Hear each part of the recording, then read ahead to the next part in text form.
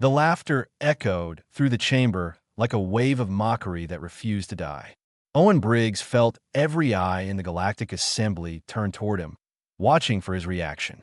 He kept his face neutral, hands folded calmly on the speaker's podium, while 300 representatives from across known space found his proposal hilarious. High Chancellor Morwen raised one feathered wing, attempting to restore order. The avian leader's beak clicked twice in what passed for diplomatic disapproval among his species. Please honor delegates. Ambassador Briggs deserves the courtesy of silence. The laughter faded to scattered chuckles and whispered comments. Briggs noticed Ambassador Duluth of the Kryn Empire wiping compound eyes with a delicate foreleg, still shaking with amusement. Across the circular chamber, Ambassador Yellen of the Voran dynasty had turned away entirely, shoulders trembling in what humans would recognize as barely suppressed giggles. "Thank you, Chancellor," Briggs said quietly. "As I was saying, Earth stands ready to provide military support and mediation services to prevent the escalation between the Kryn Empire and Voran dynasty." This time the laughter was even louder. Someone in the upper galleries actually fell out of their seat. Duluth activated his translation matrix, mandibles clicking rapidly. "With respect to the human delegate, your species barely achieved faster-than-light travel 30 years ago. Our civilizations were building interstellar empires when your ancestors still lived in caves." "Quite right," Yellen added, her scaled head bobbing agreement. "Earth maintains, 50 spacecraft capable of system-to-system travel. The Voran dynasty has 12,000 warships in active service." The very suggestion is absurd. Briggs waited for the murmurs to settle. "I understand our military capabilities appear limited by your standards. Nevertheless, Earth formally offers assistance in resolving this dispute before it becomes war." High Chancellor Morwen's feathers ruffled in what Briggs had learned to recognize as discomfort. "Ambassador Briggs, your concern is noted and appreciated. However, this matter concerns forces beyond Earth's capacity to influence. Perhaps it would be wiser to focus on issues more appropriate to your civilization's current development level." The diplomatic way of saying "stay in your lane" wasn't lost on Briggs. He had heard variations of this speech for 6 years, ever since Earth had been granted observer status in the Assembly. Always the same message: humanity was too young, too primitive, too irrelevant to matter. "Very well," Briggs said. "Then Earth respectfully requests the Assembly take action to prevent war between these powers." Duluth's antennae twitched dismissively. "The Kryn Empire has territorial rights to the Choroidal system dating back 4,000 years. The Voran dynasty's recent claims are baseless provocations." Yellen's eyes narrowed to slits. "The Treaty of 2847 clearly established shared governance. Kryn military buildup in the region violates 12 separate accords. A buildup made necessary by your dynasty's aggressive mining operations," Duluth countered. The chamber erupted into shouting. Representatives took sides, old alliances and grudges surfacing like sharks smelling blood. Morwen's attempts to restore order went unheeded. Briggs stepped back from the podium, knowing his presence had been forgotten. Within an hour, formal declarations were exchanged. The Kryn Empire and Voran dynasty were officially at war. The Galactic Assembly passed a resolution condemning the conflict while simultaneously doing absolutely nothing to stop it. Standard procedure when powerful members wanted to fight. As the session ended and delegates filed out, Briggs gathered his data tablets. Morwen approached, wingtips folded in what humans would call an apologetic posture. "Ambassador, I hope you understand the Assembly's position. This is simply beyond Earth's capabilities." "Yes, I heard." Briggs met the Chancellor's dark, avian eyes. "You should know you're making a mistake underestimating us." Morwen's beak clicked softly. "Is that a threat? A warning?" "There's a difference." The Chancellor studied him for a long moment, then departed without another word. Briggs waited until the chamber emptied completely before activating his secure communication link. "This is Ambassador Briggs. Encrypted Channel 7. Static crackled, then a voice responded. "Confirmed. Go ahead, Ambassador." They laughed. Briggs said simply, Just like we expected, the war is official. Both empires are mobilizing their fleets. Understood. Are you requesting activation of the contingency? Briggs looked around the empty chamber one last time. 50 years ago, Earth had come to this same assembly-seeking partnership. They had been rejected, mocked, dismissed as primitive newcomers who had nothing to offer. The galactic community had made their position clear. Humanity didn't matter. Earth had listened. Earth had learned. And Earth had prepared. Proceed with Operation Horizon, Briggs said. It's time to show them what 50 years of being underestimated looks like. Acknowledged. Fleet mobilization begins immediately. Estimated arrival in theater, 72 hours. One more thing, Briggs added. When the assembly realizes what's happening and comes begging for help, don't make it easy for them. Make them ask properly. A hint of satisfaction colored the voice on the other end. With pleasure, Ambassador. Anything else? Yes. Tell Admiral Daniels the next time we meet the assembly, we won't be asking for permission. Briggs severed the connection and departed the chamber. Behind him, the seat reserved for Earth's observer remained in the back row, far from the center where decisions were made. That seat had been humanity's place for half a century. Soon, the galaxy would learn that Earth had spent that time very productively. And when 2,000 human warships arrived in the war zone, every species that had laughed would understand exactly what their mockery had cost them. The age of underestimating humanity was about to end. The holographic display showed 12 star systems burning simultaneously. Admiral Petrov watched from a station deep in the Kuiper Belt, where Earth's monitoring network had tracked every ship movement for the past 3 decades. Red icons marked Kryn Empire forces. Blue represented the Voron dynasty. Purple highlighted civilian casualties. There was far too much purple. Casualty estimates just updated. Lieutenant Harris reported from the sensor station. 8 billion and climbing. Both sides are hitting civilian infrastructure. Petrov's jaw tightened. War between advanced civilizations looked clean from a distance. All elegant energy beams and precision targeting. The reality was billions of lives erased in nuclear fire because 2 empires couldn't share a handful of mining rights. Show me the choroidal engagement, he ordered. The display shifted to show the system where this madness had started. 300 Kryn warships faced off against 400 Voron vessels. They circled each other like prehistoric beasts, trading devastating volleys that turned space into a storm of radiation and debris. Primitive, muttered Dr. Rachel Okonkwo from her position at the intelligence console. The head of Earth's Strategic Analysis Division had been watching these battles for 6 days straight. They fight like it's still the 21st century. Explain, Petrov said. Okonkwo pulled up tactical data. Both empires have incredible weapons technology. Plasma cannons that can crack a moon, shields that bend space-time, faster than light travel. But their tactics? They line up and shoot at each other. No deception, no maneuver varfare, just raw firepower. Why? Because it's worked for 4,000 years. When you have overwhelming technological advantage over everyone else, you don't need strategy. You just need bigger guns. Okonkwo smiled grimly. They've never faced an opponent who could outthink them. A priority alert flashed across Petrov's screen. Sir, incoming transmission from the Galactic Assembly. Text only. Petrov read the message and almost laughed. They want humanitarian aid, medical supplies, refugee transport, food distribution. They're very careful to specify they don't need military assistance. Of course not, Okonkwo said. Earth's military is barely worth mentioning. Remember? We're only good for cleaning up after our betters make a mess. The sarcasm in her voice matched Petrov's own feelings. For 6 years, he had watched the assembly dismiss every offer of cooperation Earth made. Now they came asking for help, but only the kind that kept humanity in its designated role as galactic janitor. Send a response, Petrov ordered. Tell them we're already mobilizing resources. Just that? Nothing about the fleet? Let be a surprise. Harris looked up from his console, excitement breaking through his professional demeanor. Admiral, we're receiving authentication codes from the home fleet. They're requesting permission to join Task Force Horizon. This was it. The moment 50 years of preparation had been leading toward.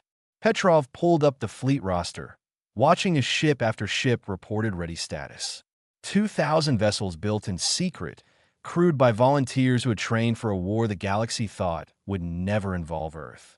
Send authentication, Petrov ordered. All ships are authorized for Operation Horizon. Fleet Admiral Daniels has tactical command. The communication network lit up as orders flowed outward. In shipyards hidden throughout the outer solar system and beyond, crews began final preparations. Earth's true strength was about to become visible. Dr. Okonkwo, final assessment, Petrov said, "Can we stop this war?" The intelligence chief studied the tactical displays showing battles across 12 systems. The Kryn Empire and Voron Dynasty are evenly matched. Neither can win without devastating losses. They'll keep fighting until one side collapses or both are destroyed. The Assembly can't intervene because half the members have treaties with one side or the other. That wasn't what I asked. Okonkwo met his eyes. Yes, Admiral. We can stop it. Earth's fleet has advantages they've never encountered. Our weapons are different. Our tactics are different. Our entire approach to warfare is different. The question isn't whether we can stop them. It's whether they'll be smart enough to recognize they're beaten before we have to destroy them. A new alert appeared. The Voron Dynasty had just deployed chemical weapons on a Kryn colony world. The Kryn Empire responded by glassing 2 Voron agricultural planets from orbit. The purple casualty markers multiplied. Petrov made his decision. Open a channel to Earth Security Council. Maximum encryption. Channel open, sir. This is Admiral Petrov. I'm requesting immediate authorization to deploy Task Force Horizon to the theater of operations. The situation has deteriorated beyond diplomatic resolution. Civilian casualties are approaching 10 billion. Both empires are escalating to weapons of mass destruction. The response came within minutes. President Amara Keda herself appeared on the screen, broadcast from Earth Command in Geneva. Admiral Petrov, you have full authorization for Operation Horizon. Show them what humanity has built. Show them what they should have feared. And Admiral Meng, bring our people home safe. All of them. Yes, Madam President. The channel closed. Petrov stood, straightening his uniform. Around him, the monitoring station erupted into controlled chaos as final preparations accelerated. Lieutenant Harris, transmit the following to Ambassador Briggs at the Galactic Assembly. We're already on our way. Yes, sir. Message sent. Petrov looked at the holographic display one last time. 2 empires locked in mutual destruction. Billions dead. The Galactic Assembly wringing its collective hands while doing nothing. In 72 hours, everything would change. Earth's fleet would arrive, and the galaxy would learn a lesson it should have understood 50 years ago. Never underestimate the species you've dismissed as primitive. Because while you were busy being superior, they were building something that would make you obsolete. The shipyards of Neptune Station had been hidden for 47 years. Fleet Admiral Daniels walked along the observation deck, watching the final preparations as 2,000 warships prepared for departure. Each vessel represented years of work, trillions of dollars, and the collective determination of a species that refused to be irrelevant. It's beautiful, isn't it? Captain Sofia Ramirez stood beside him, eyes on the massive fleet assembled beyond the reinforced windows. All this, and they never knew. Daniels nodded. That was the point. Let them think we're harmless while we become anything, but the story began 50 years earlier, when Earth's first delegation had traveled to the Galactic Assembly seeking membership. They had offered friendship, trade, cultural exchange. In return, they received mockery and dismissal. Observer status only. Sit in the back and be quiet while the real civilizations handle important matters that Earth government had made a decision that day. If the galaxy wouldn't accept humanity as partners, then humanity would ensure the galaxy respected them as equals. The military budget increased 3,000% overnight. Every resource Earth could spare went into a single project, building a fleet that could change the balance of galactic power. Tell me about the ships, Daniels said to Ramirez. She would command the flagship Defiant, and her enthusiasm for human engineering was infectious. We didn't copy anyone. Ramirez began, her voice filled with pride. The assembly species all build the same way. Bigger shields, stronger weapons, thicker armor. They've been playing the same game for millennia. We changed the rules. She pulled up a holographic display showing a human destroyer. Take the Defiant. She's smaller than a Kryn battleship, uses half the power, costs a quarter as much to build. But she's networked to every other ship in the fleet. Our targeting computers share data in real time. When one ship sees an enemy, every ship sees that enemy. Distributed warfare, Daniel said. Exactly. They fight as individuals or small groups. We fight as a single organism. Their ships are stronger. Our fleet is smarter. General Wu joined them at the window, fresh from inspecting the Marine battalions that would deploy if ground operations became necessary. The weapons loadouts are finalized. Railguns are charged and ready. Railguns, Daniels mused. The galaxy uses energy weapons almost exclusively. Plasma, lasers, particle beams. Why do we choose kinetic weapons? Wu grinned. Because they can't defend against what they've never encountered. Their shields are designed to disperse energy. A solid projectile moving at 40% the speed of light doesn't care about energy shields. It punches straight through and keeps going. It was typical of human military thinking. Study the enemy. Find what they expect. Then do something completely different. President Kata's face appeared on the communication screens throughout the station. Every crew member stopped to listen as Earth's leader addressed them. 50 years ago, the galaxy told us we didn't matter. They laughed at our technology. They dismissed our offers of friendship. They made it clear we were beneath their notice. Kata's voice was calm, but carried an edge of steel. We could have been angry. We could have been bitter. Instead, we were patient.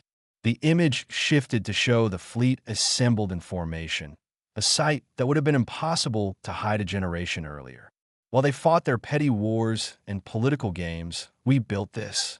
Every ship you see represents humanity's determination to be more than what others expect.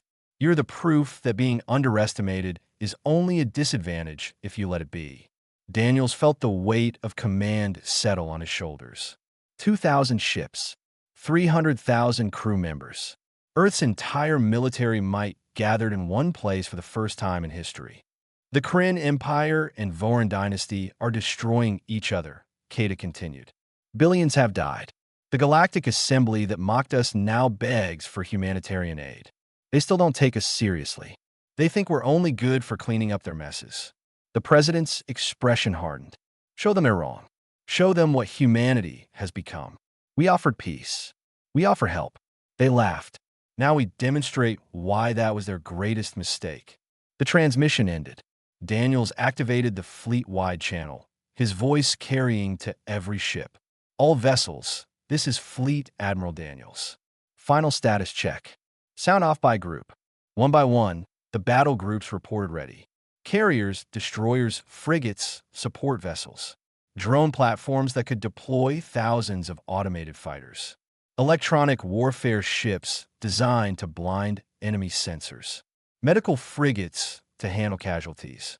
Supply vessels for extended operations. Everything the galaxy thought Earth couldn't build, shouldn't have, would never need. Fleet is ready, Admiral, Ramirez reported. All ships report green across the board. Jump calculations complete. Weapons systems armed. Shield at standby. We can depart on your order. Daniels looked at the assembled fleet one last time. Humanity had spent 50 years preparing for a war the galaxy thought would never involve them. Every simulation, every training exercise, every tactical discussion had led to this moment. The Kryn Empire and Voran Dynasty were about to learn something the galaxy had forgotten. Advanced technology meant nothing without the will and intelligence to use it properly. Humanity had both. All ships, Daniels ordered. Execute jump sequence. Destination, Choroidal system. Formation, Victor 7. Weapons cold, but shields hot on arrival. Let's make an entrance they'll never forget. Space rippled as 2,000 vessels activated their faster-than-light drives simultaneously. The shipyards of Neptune's station emptied in minutes. Humanity's hidden hand finally revealed. Behind them, Earth continued its daily routine. Most civilians didn't even know the fleet existed. That would change soon enough. When news reached home that Earth had intervened in a galactic war, the reaction would be interesting. But Daniels wasn't concerned with politics or public opinion. His job was simple: arrive at the war zone, stop the killing, and prove that humanity deserved respect. The galaxy was about to learn that lesson the hard way. War Prince Salith watched the tactical display aboard his flagship Crimson Talon with growing frustration.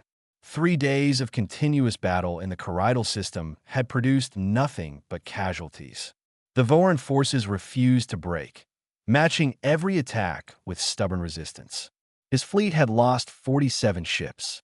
The enemy had lost 63. Both sides were bleeding resources with no end in sight. Status of third battle group, he demanded. Engaged with Voran cruiser wing near the inner planets, his tactical officer reported. Heavy fighting. Neither side has gained advantage. Across the system, Grand Marshal Torin faced similar frustration aboard the Voran flagship Eternal Triumph. Her commanders reported the same stalemate Salith was experiencing.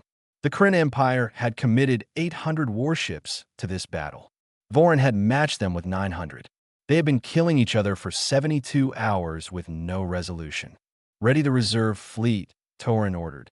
If they want attrition, we'll give them attrition. Her sensor officer suddenly stiffened. Marshal, we're detecting unusual readings at the system's edge. Multiple faster-than-light signatures incoming. Kryn reinforcements? No, ma'am. The signatures don't match Kryn drive systems. Or ours. Or any known assembly configuration. Torin leaned forward. Specify. 2,000 contacts, ma'am. Emerging now.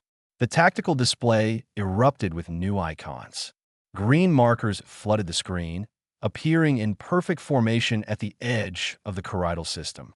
2,000 vessels, arranged in geometric precision that suggested military discipline of the highest order. Aboard Crimson Talon, Salith received the same report. 2,000 ships?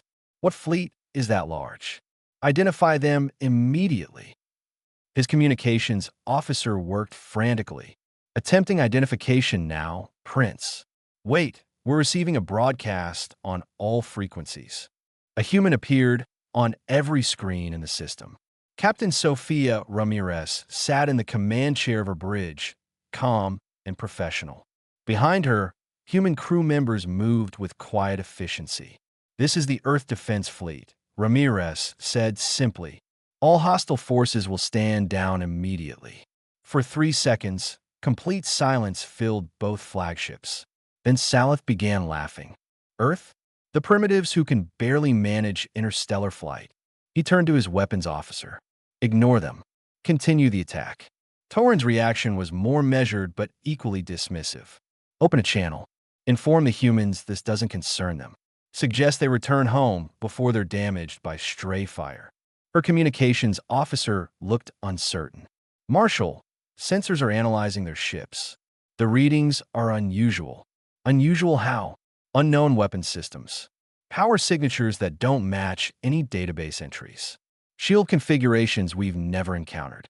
Ma'am, we don't know what these ships can actually do. Torin studied the display. 2,000 ships in perfect formation, sitting at maximum weapons range. They hadn't fired, hadn't advanced, hadn't done anything threatening. Just appeared and demanded everyone stop fighting. Maintain defensive posture, she decided. Let the Kryn test them first. Salith had reached the same conclusion his enemy feared. Battle Group 7, break formation. Sweep those primitives aside so we can return to real combat. 50 Kryn warships, each massing 5,000 tons and armed with enough firepower to level a continent, turned toward the human fleet. Their formation was textbook perfect, the kind of disciplined advance that had won battles for 4,000 years. Commander Hayes watched them come from his position at the tactical station aboard Defiant. Captain, 50 enemy vessels breaking formation.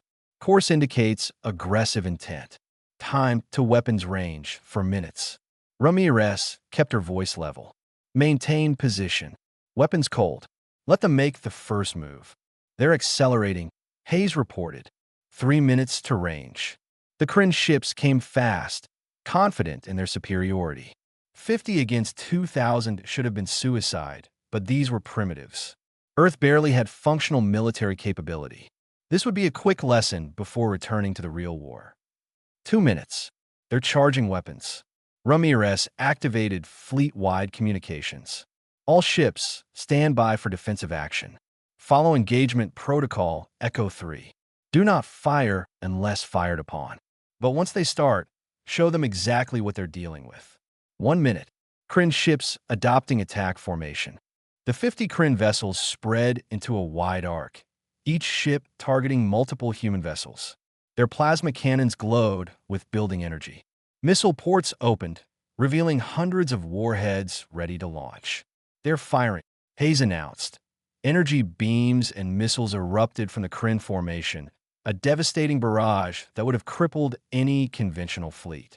The weapons crossed the distance between fleets in seconds. Every shot was intercepted. The human point defense network activated as one entity. Laser grids engaged incoming missiles, detonating them thousands of kilometers from their targets. Electromagnetic pulses disrupted plasma beam cohesion, scattering the energy harmlessly. In 15 seconds, the entire Kryn salvo was negated with 0 damage to human ships. Aboard Crimson Talon, Saleth stared at his display in disbelief. How'd they do that? His tactical officer had no answer. Unknown, Prince. Scanning their defensive systems now. 50 Kryn ships firing again. Hayes reported aboard Defiant. Same results. 0 penetration of our defenses. Ramirez allowed herself a small smile. Their turn is over. Our turn now. All ships, weapons free. Disable those vessels. Non-lethal targeting where possible. The human fleet responded with precision that made the Kryn attack look clumsy. Railguns fired, launching solid projectiles at 40% light speed. The kinetic rounds punched through Kryn shields as if they didn't exist, smashing into engines and weapons systems with devastating accuracy. Drone swarms deployed from human carriers, thousands of automated fighters overwhelming Kryn targeting computers. Each drone coordinated with its neighbors, creating attack patterns the Kryn had never encountered in 4 minutes.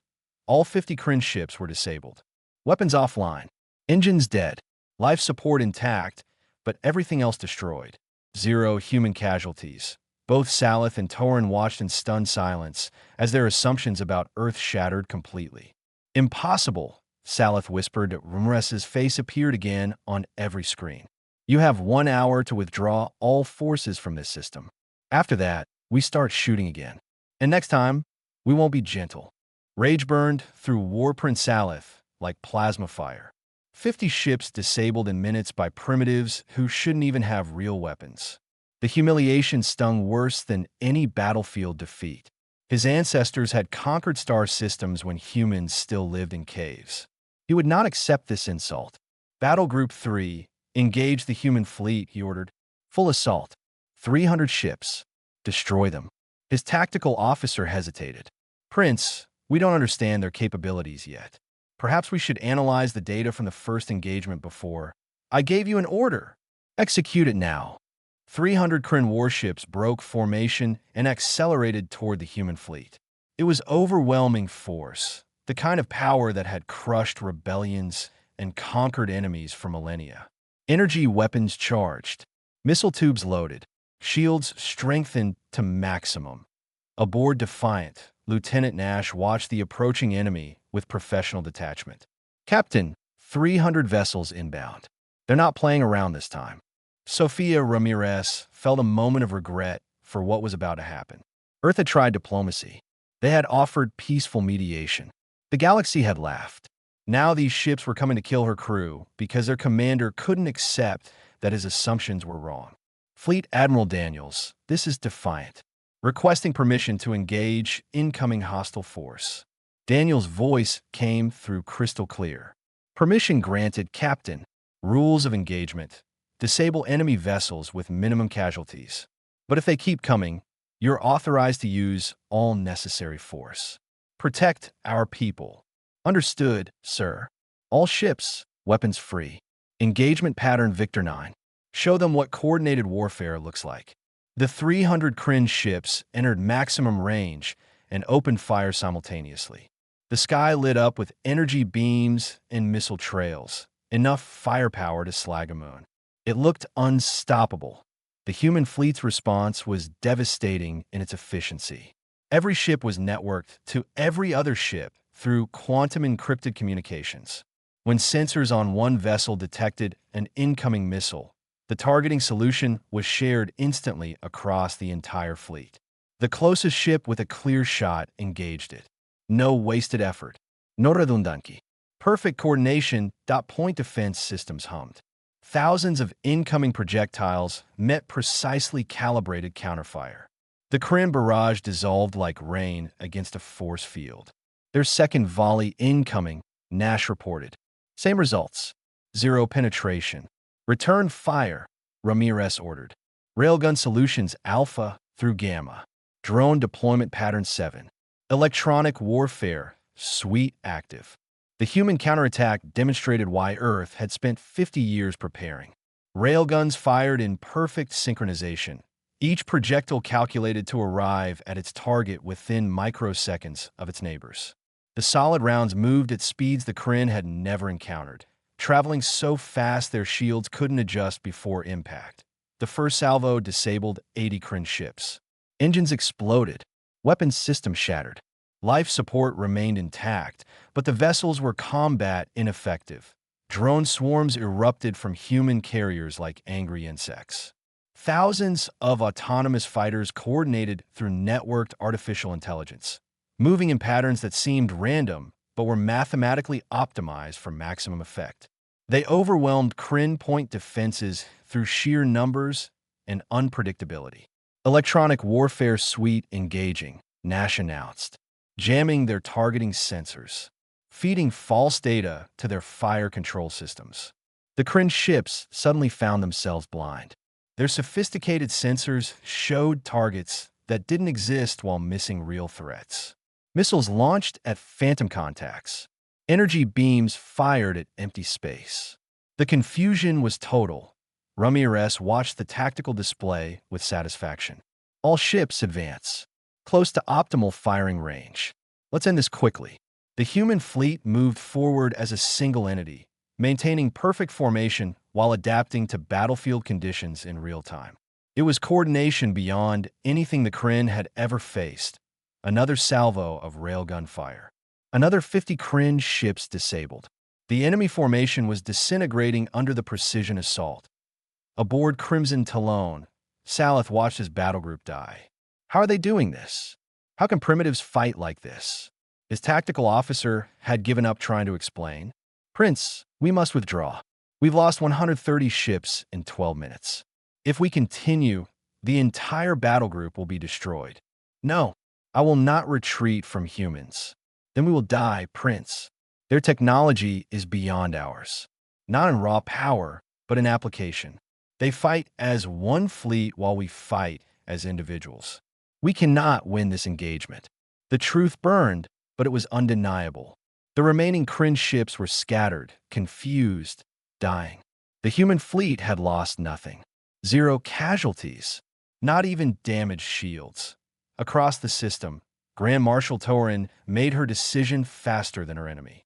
All Voran forces, full retreat. Do not engage the human fleet under any circumstances. Fall back to the outer system and await orders.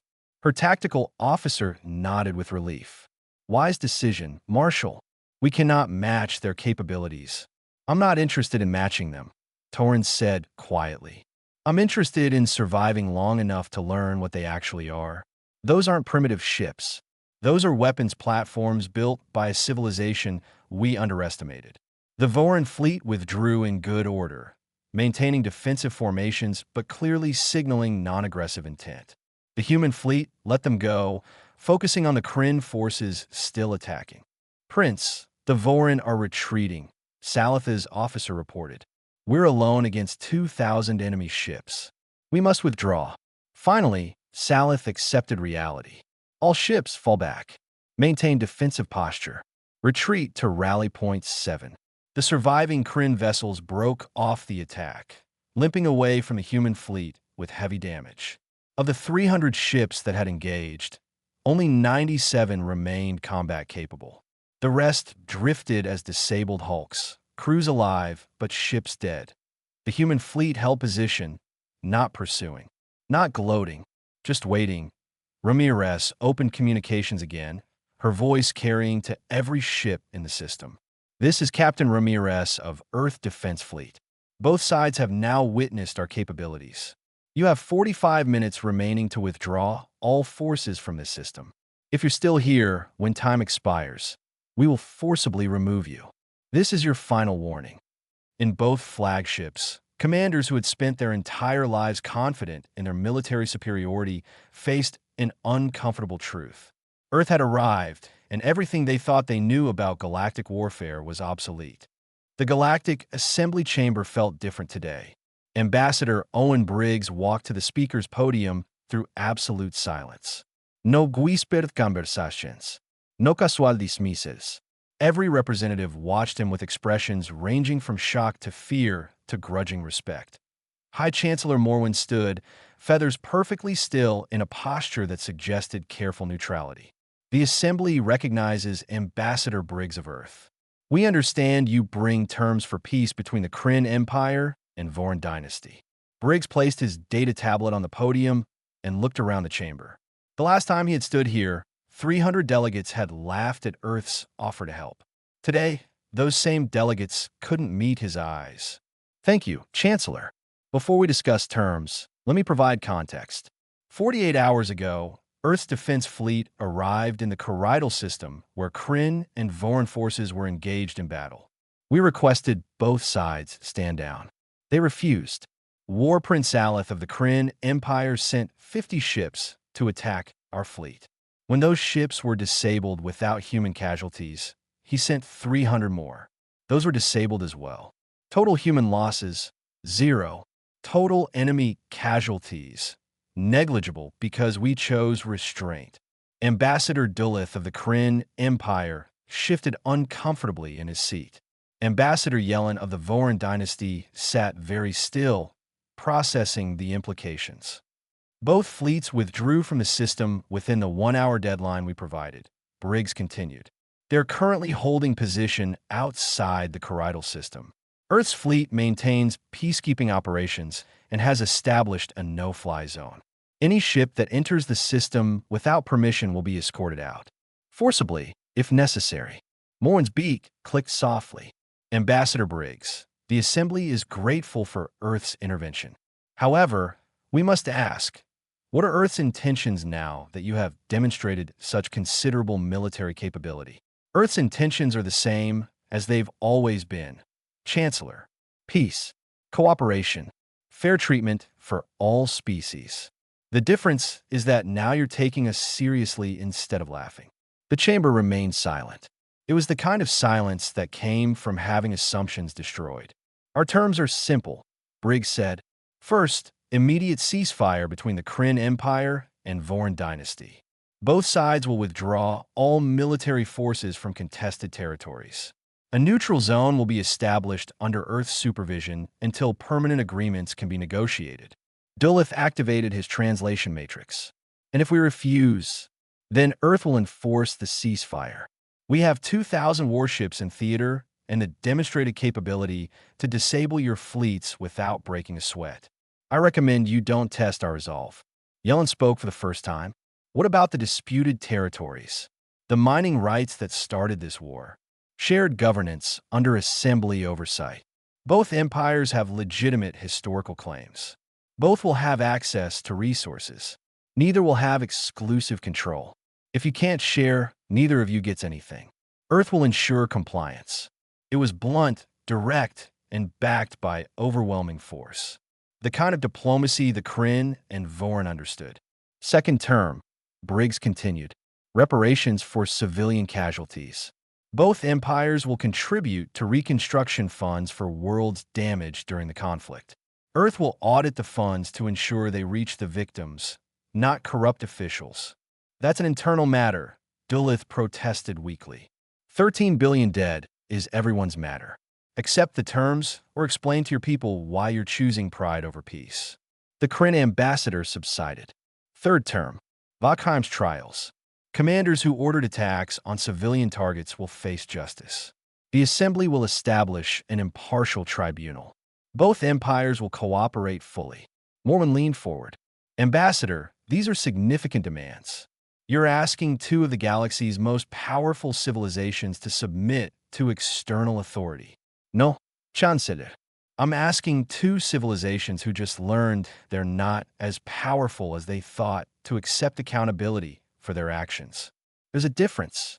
Across the chamber, representatives whispered among themselves. The balance of galactic power had shifted in 72 hours. Earth, the species everyone had dismissed as irrelevant, now controlled the most valuable star system in the region and had military capability that made traditional powerhouses obsolete. The Assembly will need time to deliberate, Morwen said carefully. You have 6 hours. After that, we implement our own peacekeeping protocols. I promise you won't like them as much as these terms. Briggs deactivated his data tablet and prepared to leave the podium. Then he paused, considering his next words carefully. 50 years ago, Earth came to this assembly-seeking partnership. We were young, eager, hopeful. We offered friendship and cooperation. You laughed at us. You assigned us observer status and told us to sit in the back where we belonged. Every eye in the chamber was on him now. We didn't argue. We didn't complain. We didn't storm out in anger. We listened. We learned. And we built. While you were busy playing your political games and feeling superior, we created something you never expected. Not because we wanted to conquer anyone, but because we wanted to be respected. Briggs gestured at the empty observer seat in the back row. That seat represented Earth's place in the galaxy for half a century. A footnote, an afterthought. You made it very clear we didn't matter. He turned back to face the Assembly directly. Today, 2,000 human warships are the only thing preventing a galactic war from consuming a dozen more star systems. Today, Earth's terms will determine the peace between powers that have existed for millennia. Today, that observer seat is empty because we're standing right here as equals. The silence was absolute. We didn't want it to happen this way, Briggs said quietly. We would have preferred partnership and mutual respect from the beginning. You chose mockery instead. So we adapted. We prepared. We waited. And when you needed us most, we were ready. Ambassador Duluth found his voice. On behalf of the Kryn Empire, I formally accept Earth's terms for peace. Yellen nodded slowly. The Voran dynasty also accepts. Morin looked between them, then at Briggs. The Assembly recognizes Earth's terms as the foundation for peace negotiations.